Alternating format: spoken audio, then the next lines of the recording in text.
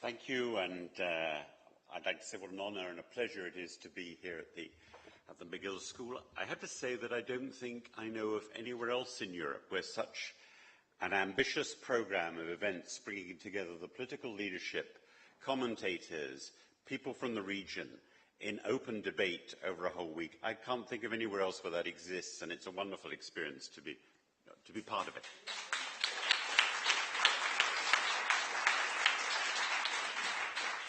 I want to thank Marion and Lucinda for their great speeches, and just to say that if we have a referendum in the UK, I want you there with us on our side.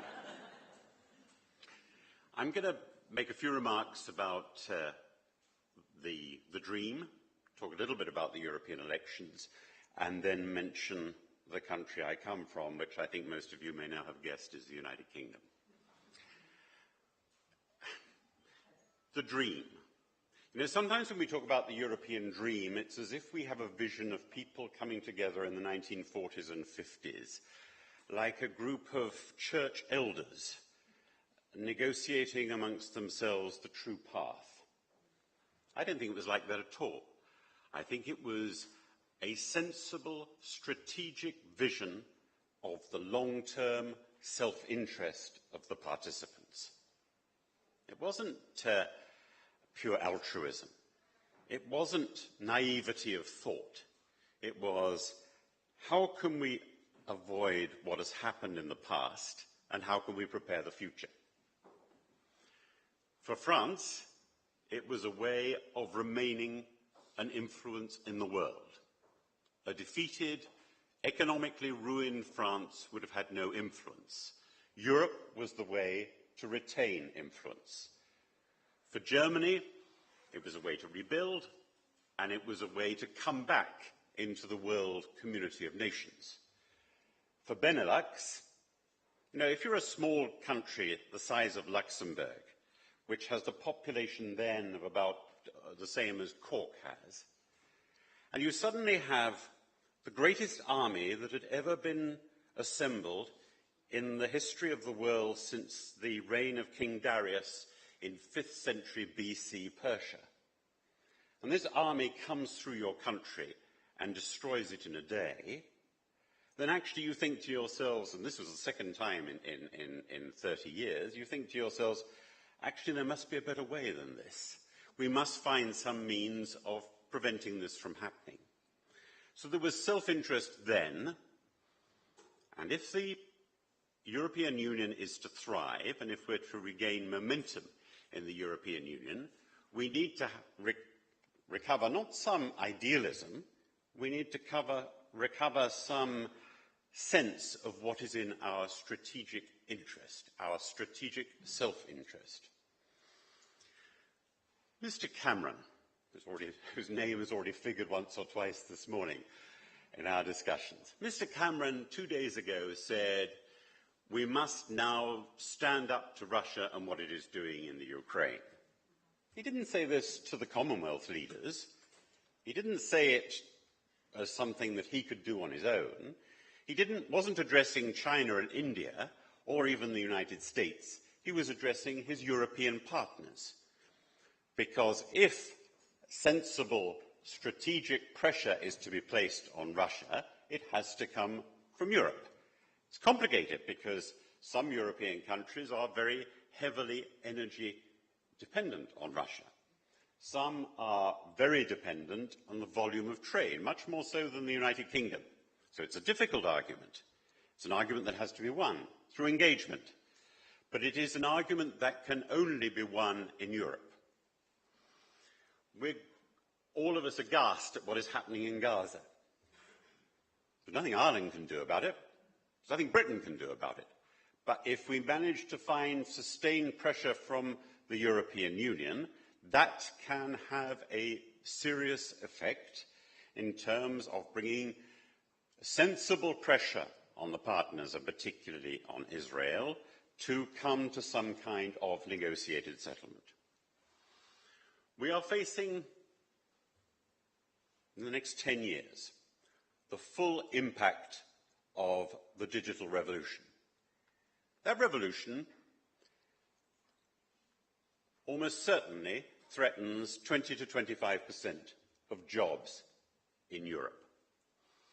How do we master that digital revolution? How do we ensure that its undoubtedly positive potential is also beneficial to the European economy and not simply to a significant number of American companies which are in the forefront of that revolution at the moment?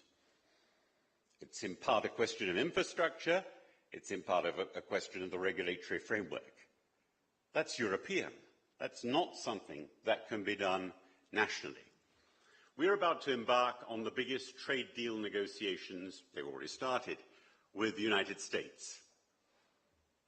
Ireland can't negotiate such a deal with the United States. Britain can't negotiate such a deal with the United States. If there is to be a deal, and we've got to be very careful about the terms of it and the conditions, and not let it undermine our European way of life, but if there's to be a deal, it's a European-American deal, or there's no deal at all. And so, at every stage, it's not a question of appealing to the better nature of countries and participants. It's a question of saying to those countries, this is your interest, this is your long-term future, contribute, engage in that project, and that will give the European Union the momentum that it requires. We've just had European elections. A few remarks about the results, because Marion gave a great deal of information on that, which is very pertinent. And I think the balance of her remarks was right. This was an election which reflects public disenchantment with politicians in general. And somehow a European election makes it easier to express that disenchantment than a purely national election where people see more easily what's at stake. The overall outcome was a strengthening of populist, Eurosceptical, anti-European, Europhobic, and in some cases, extreme right forces. Those forces, even when all grouped together, still represent a clear minority in the Parliament. And in many ways, most positively, they don't work together. Indeed, they're at each other's throats most of the time, and don't it doesn't in itself constitute a block on Europe continuing the path of building a European entity which can benefit the member states that it represents. But you have to take that into account. You can't say this hasn't happened or it's an aberration. What's interesting if you analyze it is that there isn't a neat correlation between economic misery and the success of the populists. Otherwise, Spain wouldn't have sent any Democrats at all to Brussels. But in Spain, the elected representatives from Spain come from pro-European parties. Different visions of Europe, but all of them in the European mainstream. Whereas in Britain and in France, which also have suffered during the economic crisis, you can't say, well, it's because of the economic crisis that you now have, from a country which considers itself to be a brand leader in parliamentary democracy, you have what I call pinstriped saloon bar xenophobes, which is UKIP. And in France, which is supposed to be the cradle of civil rights and human liberties, you end up with Marine Le Pen as the first party.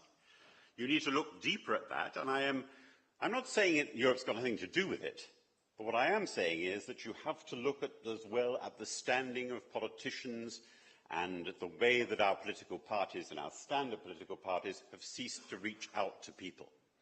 Everywhere in Europe, it's not only that participation in election falls, although in this European election for the first time we managed to avoid a fall in turnout, it is that activists, supporters, participants in the political process at local, regional or national or European level, all of that participation is on a downward trend.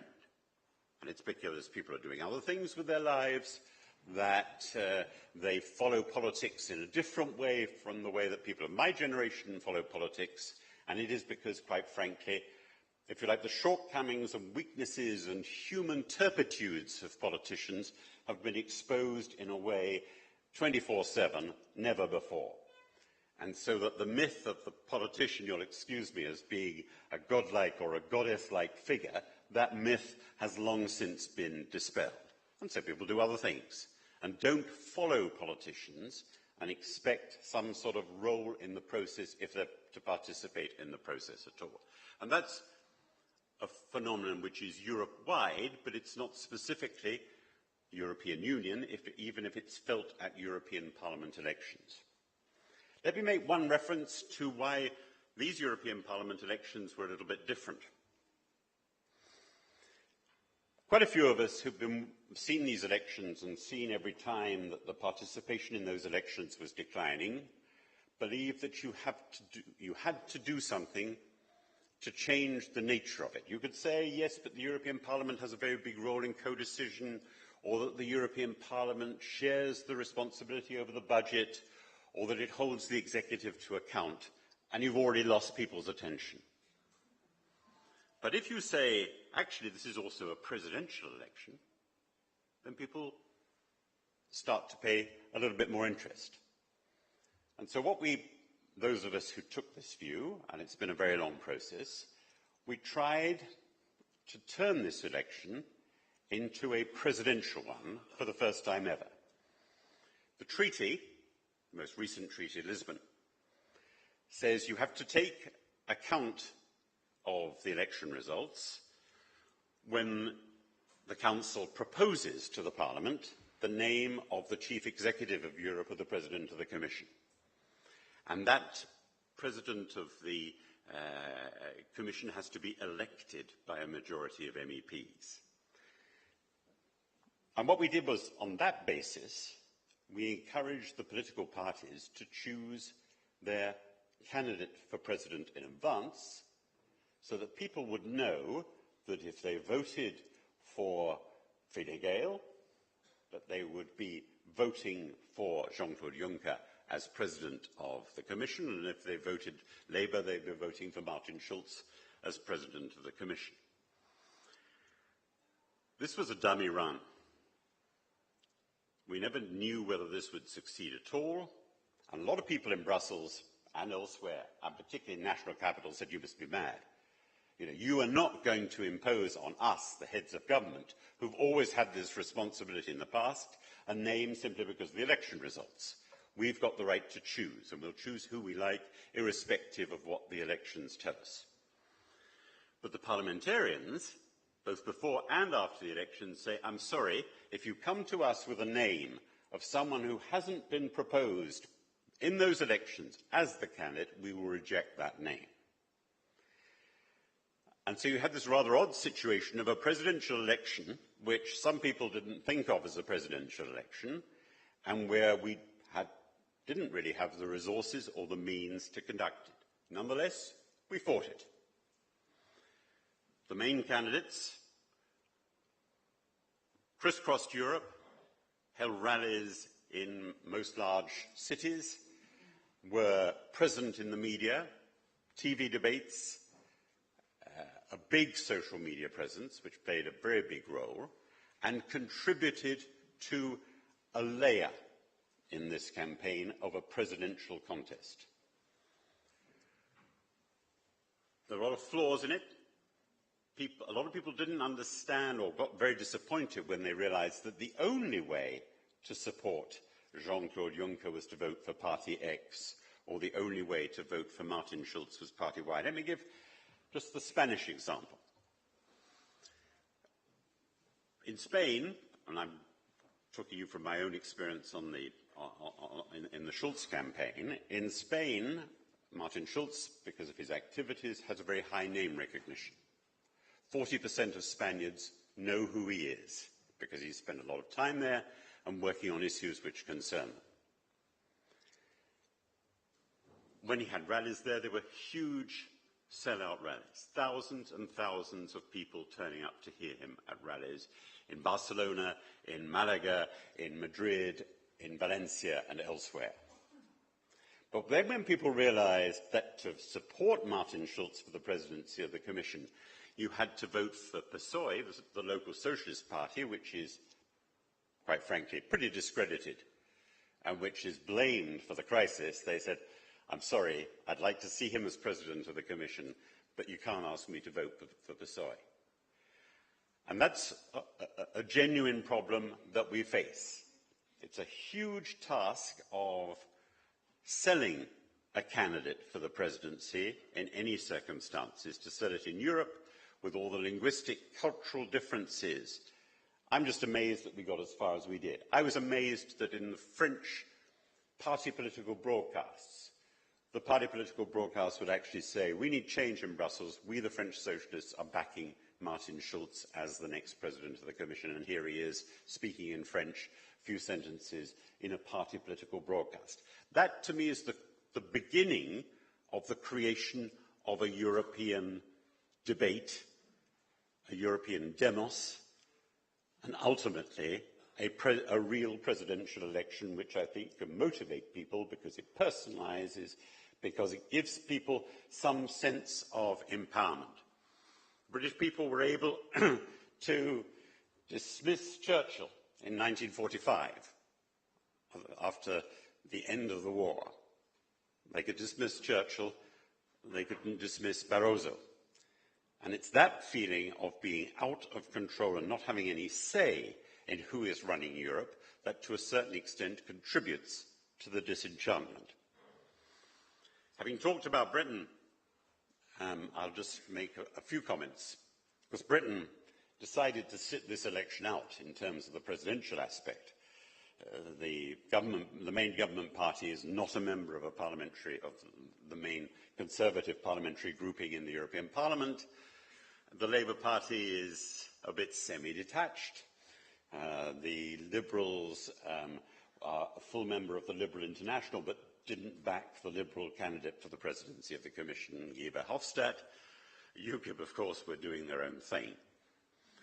And so you ended up with a European Parliament election in Britain, which wasn't about European issues or European choices. It was about whether you're in or you're out. It was about UKIP or not UKIP. And that was, I think, a big mistake made by the mainstream political parties, and they paid the price for that. They didn't put forward their vision of Europe. They just put themselves forward as an anti-UKIP party. And the trouble is that in the TV debates or discussions, UKIP has a better performer than any of the three-party leaders who, when they start to talk about Europe, lose any sense of passion or commitment or concern and just sound like tedious third-rate bureaucrats, quite frankly. And it's no contest, because Farage has the emotional argument. You talk about treaties and subsidiarity and the rest, and he has a very simple message. I want my country back. I want us to decide our own future. And against that, you've not got much in the way of argument without it becoming very complicated. And one of the great failures of pro-Europeans in Britain is to follow 30 or 40 years of quietism, of saying nothing, we're in, so we'll stay in, and we don't need to defend it, now followed by a failure to indicate and identify arguments that people can relate to. So I am concerned about any referendum that might take place in Britain, because I believe that Britain is a European country just as much as any other country. I'm concerned about it because I think that there is a serious danger that we can lose it and that Britain will leave the European Union. I'm concerned about it as well because we seem to have become, and my own party shares some of the responsibility for this, involved in an agenda about reform. And reform is another of those weasel words, a bit like dream. I mean, nobody's against reform, but what reform exactly? And when you listen to what passes for ideas on the reform process, you get some very, very complicated and confusing answers from those who are in favour of a referendum. They want reform in terms of giving back to national parliaments more powers to block European legislation. At the same time, they say we need to complete the single market. Now, it doesn't take a rocket scientist to realize that actually if you try to have a digital single market, but you allow national parliaments to issue red cards, that they will do that in order to defend their national champions in any liberalisation of the market. So those two reform ideas are mutually contradictory. And what concerns me as well is that some people, when they talk about reform, they say Brussels should do less, and there's a strong case for making that argument, and that we should just concentrate on the internal market and on competitiveness. When in fact what they mean is, and this is certainly the agenda of the British Conservatives, you pursue with the economic legislation, but you try to shed all that is connected with the protection of health and safety of working people, of environmental legislation, of ecological standards, of social rights. And quite frankly, if they're successful in that, and they do have some support from other countries, every step forward that they take in gutting the whole idea of a social Europe or of an environmental Europe will win them a few more friends from the private sector, but will lose them support from the progressive part of the population and from trade unionists and from others. They have to build, to win a referendum, a successful coalition across the board, and that in my view means being very careful about what you seek to change. Nor do I believe that you can win a referendum in the UK on the basis of threats. You can't just say, get a whole selection of chief executive officers of companies coming forward and saying, well, X thousand jobs, X hundred jobs will be at stake. You've got to put something positive onto the table. And I think that the kind of positive things that need to be put on the table, but not as ideas, but as realizations, have to a certain extent been put forward by the incoming Commission in the form of its programme. Because I think if you say to people, we need an energy union, which guarantees supply at reasonable prices to all the countries in Europe, if you bring to the table, we need a big public infrastructure programme concerning the digital revolution, concerning the greening of our economies, concerning transport, then I think those are the sort of ideas which can actually get through to people. And I think if we simply do it on the basis of bludgeoning people and saying, you better vote to stay in, otherwise you'll be in deep trouble, I don't think that works. I think that we can win a referendum in the UK. I think we have to be extremely intelligent how we fight it. I think we have to Europeanize it. I think we have to bring, and my friends pro-Europeans in Britain think this is a crazy idea, but I think we have to bring non-Brits into that debate and into that discussion. I think hearing voices from other member states, de-demonizing many of them, including those from new member states who have come and worked and are doing a fantastic job in the United Kingdom and for the UK economy. I think if you bring those new voices to play in the debate, that can have a very positive effect. There are, as one of the speakers has already mentioned, that there has been a big danger that you substitute the debate for Europe about immigration and free movement. In reality, the situation on free movement is a very advantageous one for the UK, that a lot of people contributing to the UK economy, paying their taxes, bringing a dynamism into the workforce, are coming from new member states. And Britain is putting a lot of those people who will be drained on public services and the health services into retirement communities in Spain and in southern France. So This seems to me, on the whole, to be a pretty good deal for the United Kingdom, and it's certainly what people appreciate and enjoy. And I think we've just got to bring those facts to the table. I want to conclude in saying that it seems to me that a sea change has happened in Brussels, that we are beginning to create a genuine parliamentary democracy in Brussels, which is different, which is new, which, as Marianne says, works in a different way from national politics. But it will now be the European Parliament which, in partnership with the Commission, can take forward an agenda for the European Union. And I also think that we can win the battle for public opinion, but we have to be intelligent and sophisticated about winning that battle, and we have to work at it not simply when there's a referendum announced for a month's time or 2 months' time. We have to start on that work now. Thank you very much.